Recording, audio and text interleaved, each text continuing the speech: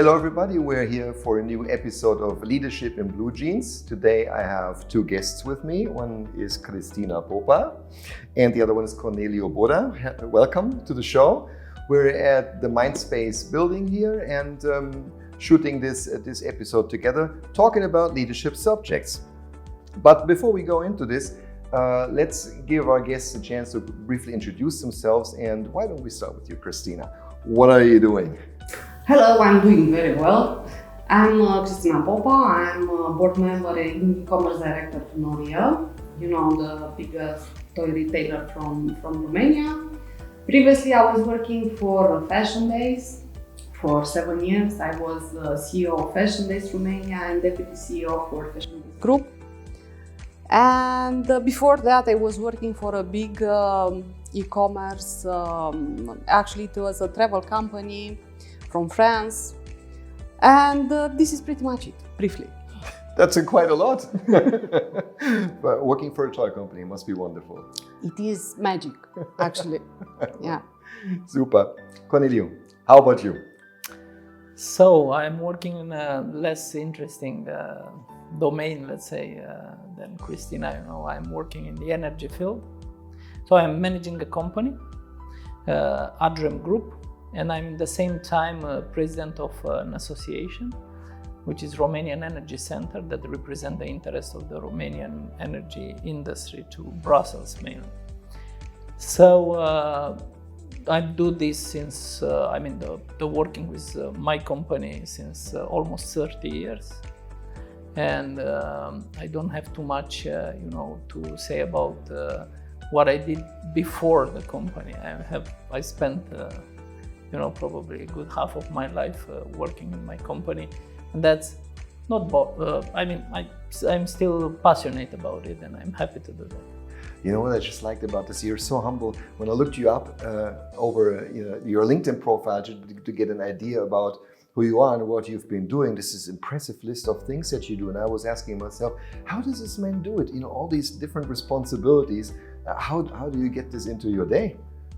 Yeah, working 10 hours a day since last 30 years. It's more or less that's the. Yeah, I'm sure it must be a lot. Yeah, it must be a lot. The two of you, I wanted to talk with you today about a concept called inclusive leadership. Coming from the fact that nowadays, as competition is hard, competition was always hard, but the world has become more complex. People have a lot of choices as where they want to work. And the new generations don't respond to the kind of leadership as the older generation perhaps did, also knowing that they actually do have a lot of options. So a lot of companies, most of them, I think, ask themselves the question, how can I drive more employee engagement? How can I connect people with what we're doing so that they bring the best of themselves to work, with excitement, with thoughts of innovation, with really bringing their best. And one of the subjects that, from a leadership perspective, that came out in the recent years and is becoming more and more popular is inclusive leadership, meaning going away from the command and control, the manager knows everything kind of leadership. So as an employee, you're there just to work on the commands that I give you, and you work that off, and then I give you a new command, so to speak. I just want to ask you, where have you, or maybe there is a story behind that where one of you remembers that you started to question maybe your own leadership style in that regard. Was there ever a moment where you said, right, maybe it's time to do things differently? Anything comes to mind? Yeah, I can tell you a story. I became manager. I was 20-something years old, and I remember that I was working for a Jewish company, and I had to build the first call center in my life. And I was so scared because it was about a big investment, and I had the feeling I have no idea, or I was not feel comfortable that I can do this. And I came back home and I told my husband, you know, I have to build a call center. They are giving me a lot of money. At that time, it was like 2 luxury apartments in Bucharest. And I say, I have to hire people to find space and to find tool and to do everything. And I was questioning myself if I will be capable of doing this. And I have a really good lesson from my manager at that time, saying that I will be here with you all the time. I'm here to help you and I trust you. For me, it was the first lesson of how to be manager. And being manager is not to be to control everything, to have the power of everybody. Is now to be there to coach people, to make the people have the feeling of developing themselves and to find the best part of each people and to grow up people together with you. Right, then it is a nice story. I really can see how that maybe has inspired you to, you know, think differently about leadership at that time. Yes. But it also sounds like a story that's long ago. Yeah, it was really long ago, 20 years ago. Yeah, but it was helping me because at that time I didn't consider myself a leader. I was not a leader. I was just a young person doing something. It was one of my first lessons of how to be a leader. And I say, okay, when I will have my own team, I will try to do the same, to help people, to grow up people. And actually, this is probably one of my big satisfaction is to see people from my team, people that I help them growing up, to see them that right now they are running their own company or running big businesses or being successful in what they are doing. Yeah, right. Yeah, Corneliu, does it remind you of anything in your own memories in your leadership career? Yes. So with me, it was a very clear moment, you know, very precise moment, you know, because when, I mean, I have to start by, you know, telling you that I was not always the way I was not always acting the way I am acting now, you know. So starting with the business, almost 30 years ago, with a small team, of course. I mean, you know, first 10 years, I had less than 100 employees, let's say. I was more concerned about control, about, you know, and it's normal, you know, because you just start your business, you have all your resources there. You have all your, you know, hopes and all your threats, you know, contained in that business. And the first feeling is to take control in detail. So at a certain moment, maybe almost 15 years ago, I had the opportunity to enlarge the team from 100 people, let's say, to 1,000 people. It was not in one step, but that was the perspective. Yeah. So then it was a very clear moment when I had to take a decision.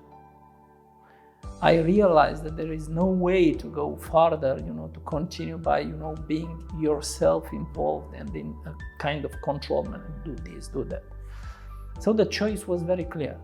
Do I believe in people capabilities, in their, how to say, well-intention and in their will to work with me and build this future? That was one thing. The other thing was, how am I going to act, what I am going to do in order to create a context where people will find themselves, you know, like willing to contribute to build a future with me.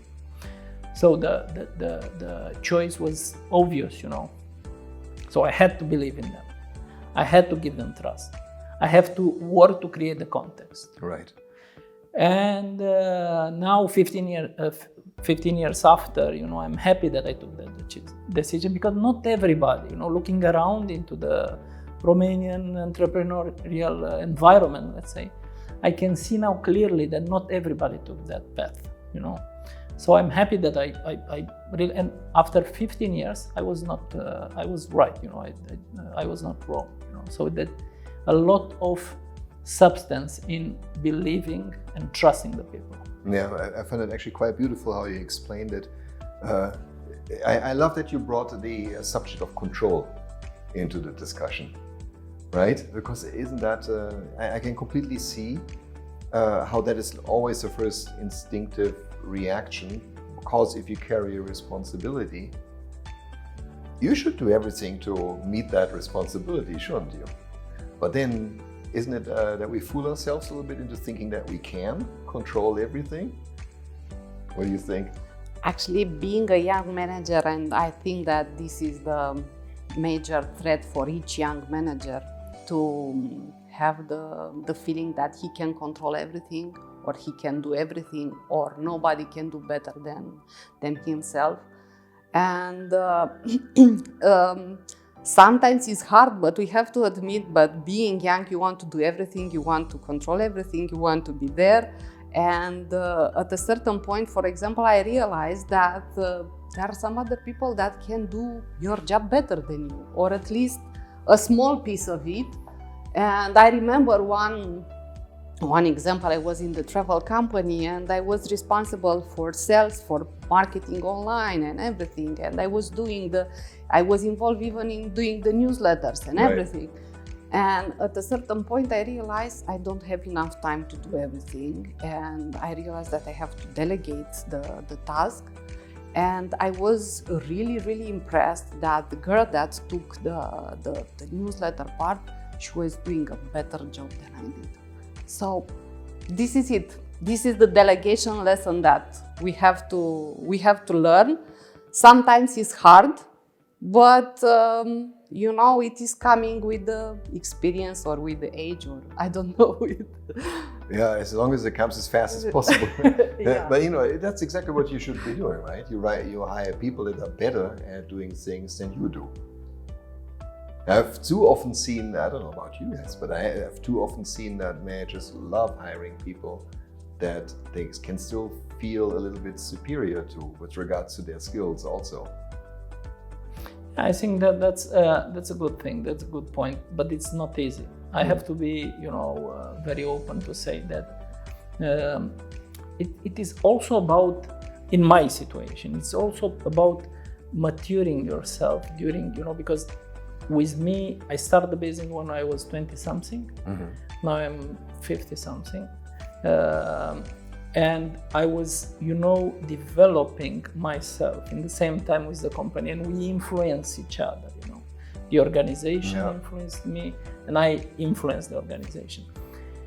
So it's easy to say, take people that are better than you. It's not easy to do, because mainly when you act as a leader, when you try to show your strengths and your experience, mm-hmm. It's very easy to say that you always have to look to hire people that are better than you. You sometimes meet a situation where you are not comfortable with that, and it happened to me. But it's also about maturing yourself, So it was not easy at the beginning for me to see people better than me. I have to be honest to say that. This came later on in my development, Now, of course, I am even not looking if somebody is better or not, because to be better, it's such a complex, comparison. Better on what, So that's why I think the idea is that you need to look for people. You have to look for people that are better in certain areas. Of course. And you always have to be somehow better in putting things together. Yeah, right. Because that's how our roles change as we become first-time managers, middle managers, senior managers, executive level managers. The way we are actually asked to look at things and the organization changes. Right, so it's no longer, so maybe in the beginning, if you maybe ascend from, not in your case because you founded a company, but if you hire somebody fresh from the university, you're an individual contributor. You get a particular task and a particular job, and you do that. Maybe at one point somebody says, Frank's really good, maybe we should make him a manager. Now what does Frank do? He actually still thinks that his job is the task, but it is no longer. And it's this mental jump, I think, that carries also through the ranks. So if let's say if I'm a middle manager and I would hire a junior manager, I don't have to look at are they good at the task that they may have been doing. I need to say, are they capable of, do they have the mindset of actually leading a team? I guess that's the mental jump here. But how do you do this? Both of you, actually, it's an open question. You're hiring a manager today, and you find out that he hasn't made that mental step yet. He's more controlling still in a way. How do you have a conversation? Do you have a conversation with them about that? How do you develop them there? Actually, I think both of us, we had situation like this. I'm sure you did. I was working in e-commerce, and in e-commerce you are working with a lot of specialists. For example, a lot of specialists in IT. Right. Being a good specialist in IT doesn't mean you are really good manager. And I saw people like this that were brilliant, like doing their job, but in terms of management, it is not what we were expecting. But the good part is that when the people, they are intelligent and they understand that they have to change something, there are trainings for this. And sometimes us as manager, maybe we are not the best trainers. So sometimes we ask for help for the specialized company. We are doing middle management trainings, the top management trainings. So everybody can develop and can understand, probably from external specialists, better than from the direct manager. Right. So you outsource the problem. Yeah, I didn't outsource it. Let's say that I contribute to development of that person. Okay, fair enough. How about you? Yeah, so obviously I did good moves and not so good moves in this direction. So this is also coming with the experience.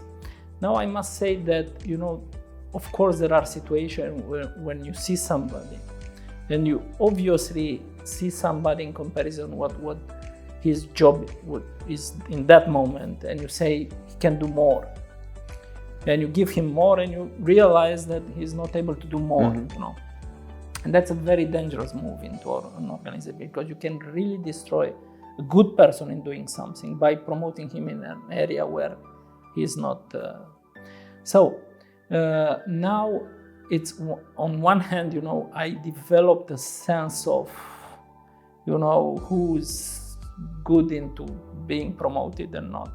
And when I have doubts, I honestly go to have an external psychological, let's say, I do in my company in not every year, psychology, tests and assessment to the team. So I can say I kind of know who is able to make the step up. So you're trying to make an informed decision.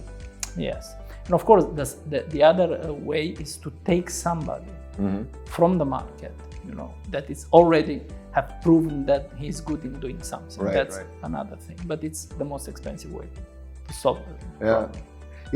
What I notice is that even people that don't have a strong controller in themselves, but some, that when times get stressful, that's what they go back to, is to exerting the control, trying to control things or bending people's actions to their will. At least the attempt is there. And I think that's something where we, as executives, can actually help coach our people. I don't know if you agree or not, but I think we could, really have, that conversation with that manager, saying, "Look, I see what you're doing. Maybe there is another way. Maybe I know times are hard, but the way you're managing now, you're losing everyone else. You're not leveraging their innovation potential. You're not leveraging their ideas, and you frustrate people because you give them the feeling whatever they do is not going to be good enough to please you."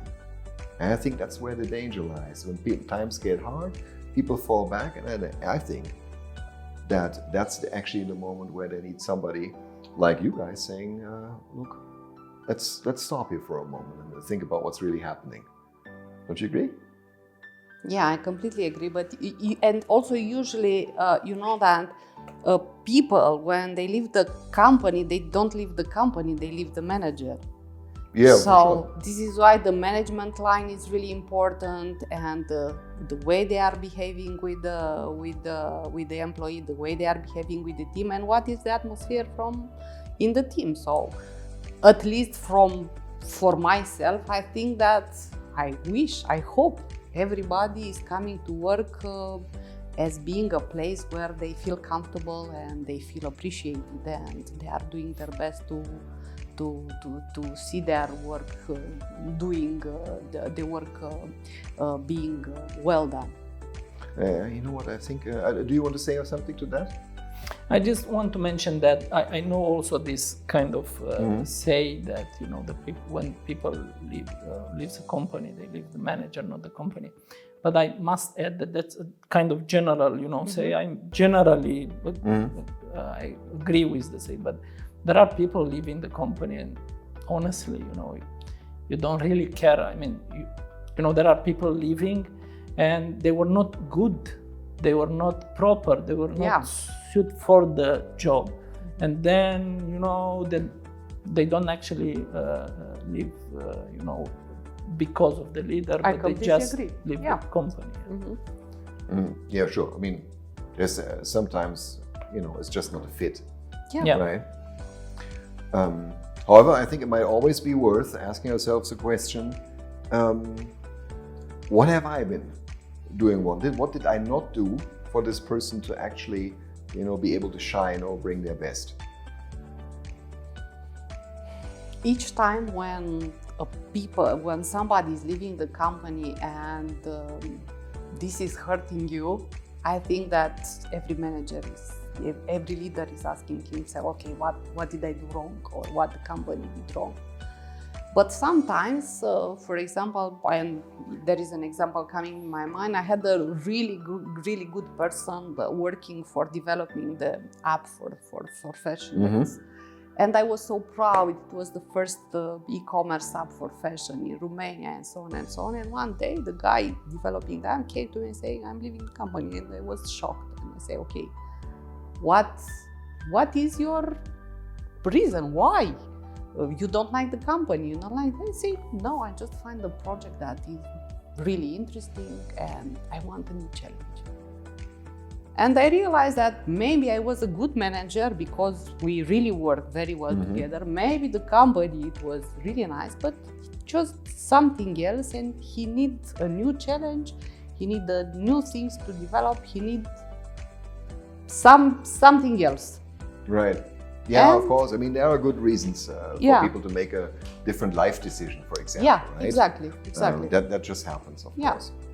What happens also very often, though, is also in the context of inclusive leadership, you're just remembering that it's really about, you know, appreciating leading people in a way, in an inspiring way, so that, you know, while they're being respected and you appreciate and welcome their uniqueness, is that a lot of people nowadays, it comes out in the open a little bit, actually suffering from the fact that maybe their managers are quite biased towards having a team and there are no women in it, and if, then they never get to speak, or you know, any kind of bias about age, religion, gender, political views, and so on.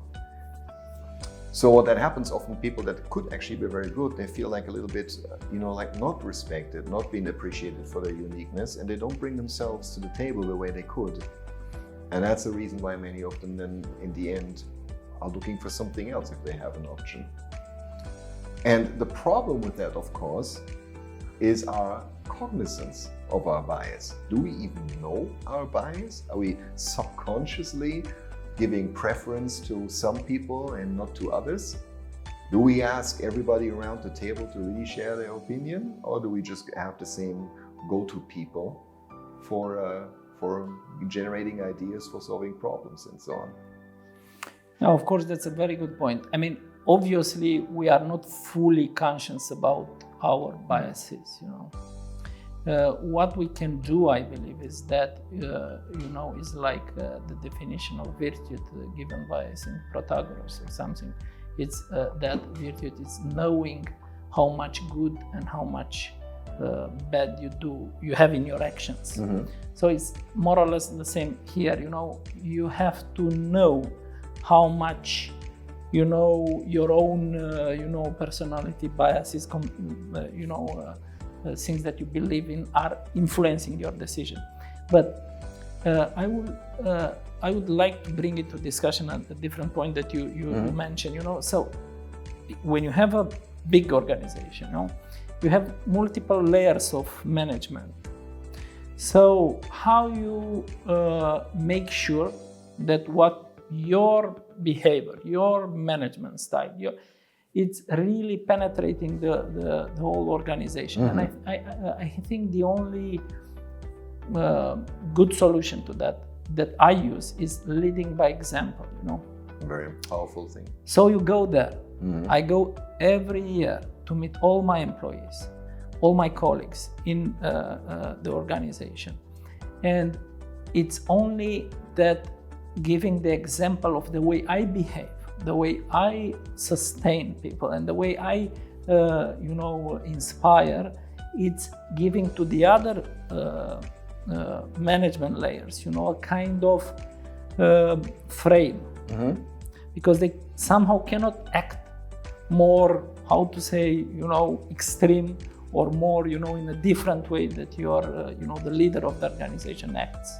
So they have to come and follow your path. That's my opinion. Is it your path, or is it perhaps actually in the end a culture that you're defining? Like a set of values and behaviors that you want for the company to be the standard that everybody can subscribe to? Definitely, it's about the set of values that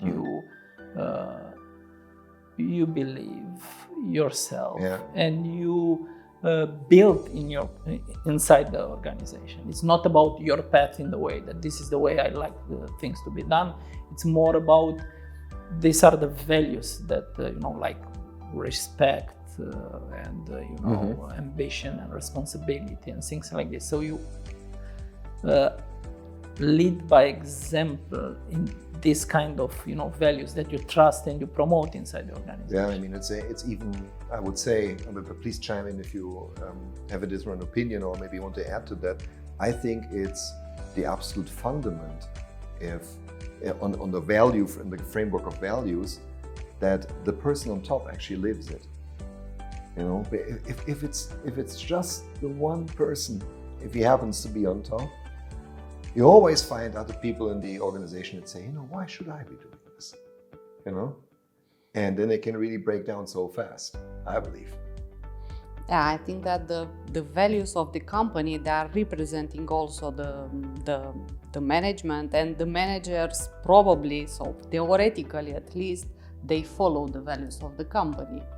For example, I was thinking, when I was working in Fashion Days, we were working in 7, at a certain point, 10 countries. It was a huge multicultural environment with specific behavior, specific culture, with artists, with IT, but the entire company, it was working okay because everybody had the same value. It was tolerant, and actually they did their best, and they are happy with what they are doing. What happened in practice when somebody would show behavior that was not in line with one of the values in those days? What happened then? Actually, it was happened. I remember. I'm sure it happened. I remember, and usually we wanted to be tolerant. We wanted to be not to encourage the bullying or the behavior that are making a specific person uncomfortable. And usually we take the person and speaking really seriously. for changing the behavior because it's not matching the company values and it's not doing well for the team, for the mood in the company. And that came from, sorry, I have to just ask, and that this initiative then came more from the management level, or was it actually the group of peers that were? Actually, it was the group of peers that asked for the management help, or of course also the manager saw that there is something which is not normal and things. But the people, they were really open and they react, and each time when you feel that something is not okay, they talk about it. Right. It is normal to be like this. Yeah, because I think when I think about your example, your company is relatively large. You probably bring a lot of people all the time that are coming in, and personally, you will of course not have the time to give everybody a lecture about the values. So you need the framework of values or the organizational culture to be so pervasive among the associates that kind of the group of people that they work with, they will do kind of the I don't want to say indoctrination, but they will make sure that the values are being held to a high standard, even for the new people coming in, who may come with a completely different set of standards based on where they were before. But right? This is a part of induction process. So when a person is hired in the company, the HR department, part of the induction in the company, the HR is presenting the value of the company. So somehow he's aware about what is the culture of the company, what are the values of the company.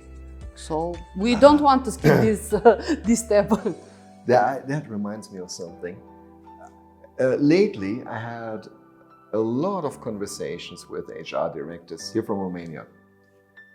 And you wouldn't believe how many are telling me that they are not a strategic partner for the leadership team, meaning they're mostly looked at for recruitment and the administrative processes regarding HR. How is it, for example, in your company? How does it work? Is HR an actual leadership function? Is it empowered to actually take over and drive, for example, the pervasiveness of the culture, the teaching of values, and so on? Yes, definitely. I mean, now, of course, that there are different types of organization. In my situation, we have a lot of colleagues, a lot of people inside the organization, and we provide services mainly, and not products. Right. So for us, the behavior of the employee, the way the employee sees the organization, and it's somehow aligning with organizational culture and values, it's very important. It's key to end up with a right service, a good quality service. So I have a combination in between, in my particular station, in between HR and internal communication, because internal communication, it's in the PR and communication department, and HR, it's in the HR department. So they have a joint work to, build and make sure that this kind of values and culture are, well sustained inside the organization. On one hand, on the other hand, one of the most strategical approach of the HR is with respect to the bonuses system, because we have a bonus system. Right. So each employee have a set of KPIs that have to fulfill, and there is quite complicated bonus scheme, and that's a way to recognize the work. It's not the only way to recognize, but it's one important way to recognize the quality of the work of each employee. Yeah. So the HR, it's very strategical in this kind of assessment. Yeah, super. So you know what? I just realized that we got a sign that we're closing to the end of our time. I have no idea how it was flying. It feels like we just started 5 minutes ago. Anyway, I think that's a good point to end. We did a really big round today, didn't we? Starting from inclusive leadership as a subject of cognizance of bias to HR. Anyway, I'd like to thank you so much for being here and sharing your experiences and views. I'm sure it was super interesting for everybody who's going to watch. Thank you very much for being here. Thank you too. Thank you very much. You're welcome. So that was it for this episode. Thank you very much once again for Mindspace for lending us the space. And we'll see you next time.